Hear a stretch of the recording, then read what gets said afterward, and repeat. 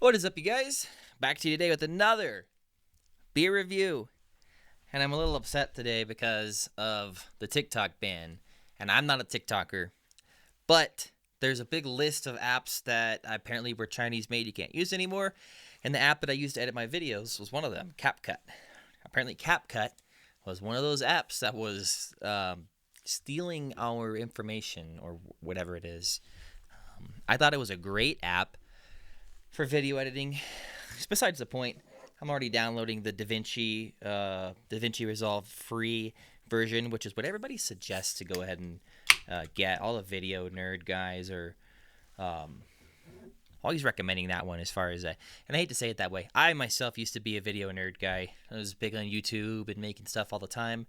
And now I'm doing stuff like this, and I still need something to be able to import the video into. Again, it's just frustrating, besides the point. Another freezing day here in Colorado, so we are drinking a stout. Again, you have to drink a stout when it's stout weather. I'm going to pour it and give you guys a little bit of info. This is a lot thicker than I expected. This actually looks a lot thicker than the other one. My cat's over there doing some crazy stuff. Barrel-aged double absinthe, which means absinthe is a stout. They did a double version of it, and they barrel-aged it. It's the exact same ABV as Western Justice. It's in the same format can as Western Justice, a blend of double absinthe imperial stout aged for 15 to 28 months in freshly dumped bourbon barrels. Rich and luxurious with notes of vanilla, Swiss chocolate, blueberries, pecans, caramel, and complemented by hints of toasted oak with long, sweet, velvety finish. That's quite a description. I don't remember Western Justice having as much of a description as that one had. Go ahead, just give it a shot. This is a beer that I have been pretty excited to try, a beer that I have not been sitting on for very long. Got this only a couple weeks ago. And I tried Western Justice first because it was a gold medal winning beer. I actually heard this one, depending on the palate, is preferred over Western Justice. Western Justice was a phenomenal beer. I gave it a 4.75, I think, on Untapped, which was like a 9 to 9.5, which was one of the better beers that I've had for quite a while. If this is any better than that, then this is going to be a spectacular beer, so let's give it a shot. This smells like fudge brownies. This right off the bat smells better. My cat's being crazy. Oh,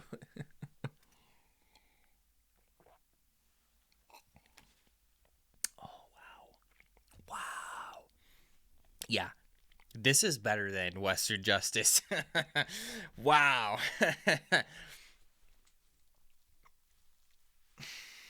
You've not seen me do that, react like this to probably any of the beers that I've had. This is incredible beer.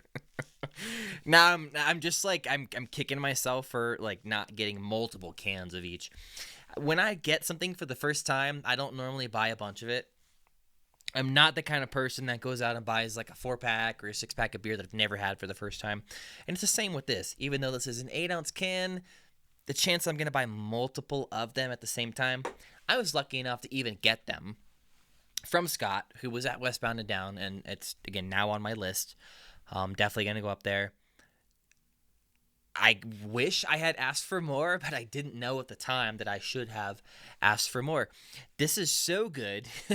I'm kicking myself. And that's okay. Like, I only live like an hour and a half away.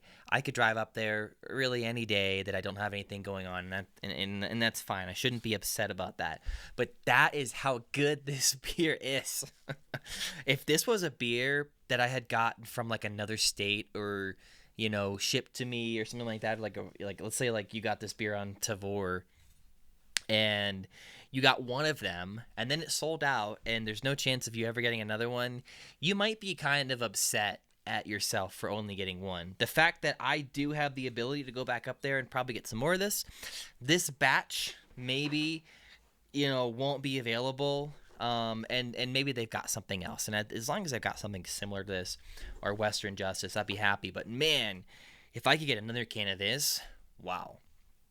This is without a doubt, and we're 19 days into the year, 19 days into 2025. This is without a doubt the best stout I've had this year. And I've only had a handful. Western Justice is probably second or third, I'd say. Western Justice might be up there with like second place. I've had a few, like that maple bourbon air stout. That was really good, and one of the prairies I had was also very good. But this tops the list. This is so decadent and so it's like chocolatey and desserty. I don't want to say vanilla because it's a really nice blend of everything. Let me give you another sip so that we can refresh our palate. Oh my God. It is insane that there is not any type of adjuncts in this, like vanilla or maybe even like coconut might give it some of that flavor. It is wild. This beer, compared to Western Justice, is a little bit thicker. It's a little bit more on the syrupy end, and it's also a little bit sweeter. And that sweetness, just like the can said, gives you a lot of crazy flavors. I don't get any type of blueberry, but vanilla and Swiss chocolate and caramel. Yeah, and honestly, not a whole lot of oak. It does linger for quite a while. It's a very sweet, velvety finish. It's a very, very great way to describe this. For 15.3, this drink's way too smooth. This is not a beer that is going to burn going down. In fact, I have absolutely no heat. Even 30 seconds after drinking, no heat at all. Beautiful. Beautiful going down. Not only that, but the chocolatey vanilla. And like I said, even a hint of like raw coconut, not toasted, but raw coconut. There's so much going on. And I've become so partial to barrel-aged beers that don't have adjuncts for this exact reason. For the reason that I've had quite a few, more than that. I mean, at this point, it's in the dozens of barrel-aged stouts, and it's phenomenal, the type of flavors that they can get imparted into some of these beers. I remember a local relic beer. It was a stout, and it wasn't vanilla. It was the double mash. Yeah, I think it was a double mash, which I guess had a little bit of vanilla in it, but it was like, oh man, it was like liquid fudge. It was like drinking brownie batter. And it's crazy to me that you can get those flavors out of a stout that you just dump into a bourbon barrel, which has whiskey in it, which doesn't taste like brownies or vanilla or have any sweetness at all. This is an incredible beer.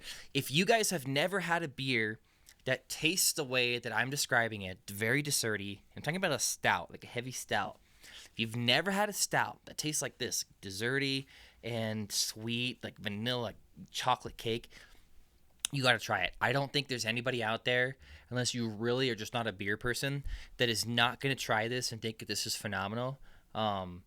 This is I want to say that I'm going to turn around and give this a 5 out of 5 on Untapped, and I'm probably going to turn around and do that. I'm going to finish this video up, and I'm going to go on Untapped, and I'll take a picture because I'm filming with my phone, and I'm going to rate this a 5 out of 5 on Untapped. And this is going to be the first beer of the year, 2025, that I've given such a high rating. I've done 4.5.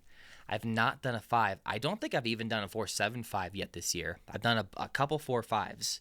So if that says anything, I drink a lot of stouts, just a lot of beer in general, and this just hits you phenomenally. The reaction that I had, there's no other beer I've had. I think the last beer I had that gave me a reaction even close to that was the Bourbon County I had like a month and a half ago, because that beer was great. It just blew all my expectations out of the water.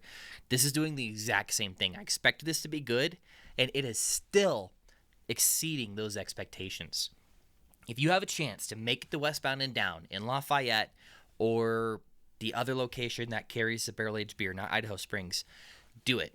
I highly encourage you to do it. If you're in Southern Colorado and it's even an hour and a half, 2-hour drive like it is for me, highly recommend it if you're a barrel-aged beer person. This is phenomenal. I would go back and buy a ton of this just to be able to have it available to drink. So Yeah, highly recommend if you can get this beer shipped to you. If you find this on Tavour, if you find somebody in Colorado willing to buy some and ship it to you, absolutely jump on that and do it, because this is worth it.